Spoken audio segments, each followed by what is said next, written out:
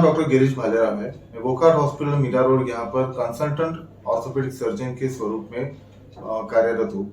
हम इस हॉस्पिटल में हमारे डिपार्टमेंट में जोड़ों का और हड्डियों का दर्द का निवारण करते हैं।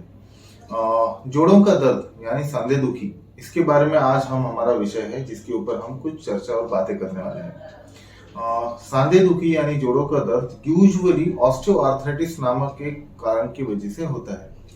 ऑस्टियोआर्थराइटिस माने कोई भी जॉइंट का अगर इन्फ्लेमेशन आ जाए कोई रीजन से, मोस्ट कॉमन रीजन होते हैं एज रिलेटेड डीजनरेटिव चेंजेस, माने समय के हिसाब से, उम्र की तकादे से अगर हमारे जॉइंट के ऊपर की जो कवच है, जिसके हम कार्टिलेज कहते हैं यानी कुर्चा, इसमें अगर कोई रीजन से दरारें आने लग जाए या इन्फ्लेमेशन आ जाए या उसका नुकसान हो जाए, तो हड्डी के ऊपर स्ट्रेस या उसके ऊपर प्रेशर बढ़ने की वजह से अंदर सूजन आने की संभावना होती है।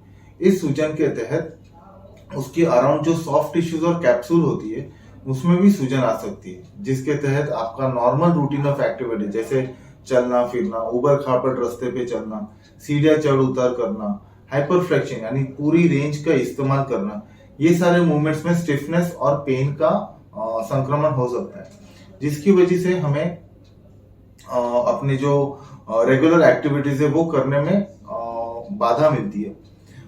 इसके तहत हमें समझना है कि हमारे जोड़ों का दर्द का कारण क्या है। जैसे मैंने बताया, एज रिलेटेड के हिसाब से यूजुअली 45-50s के बाद ये तकलीफें आना शुरू हो जाती है।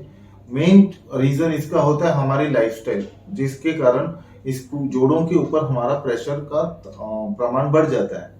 किसी किसी की एक्टिविटीज हाई फंक्शनल डिमांडिंग होती है, जैसे कोई एथलीट्स होते हैं, जैसे कोई हैवी जॉब वर्कर्स होते हैं, जिसका चलना फिरना ज्यादा होता है, इन लोगों में वेयर एंड टेयर की स्थिति भी ज्यादा होती है।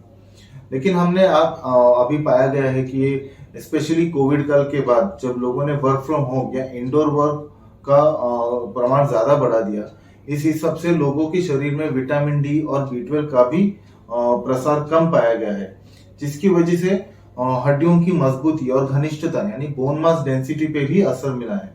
इन सभी चीजों की वजह से जोड़ों के ऊपर का जो दबाव है वो ज्यादा बढ़ गया है।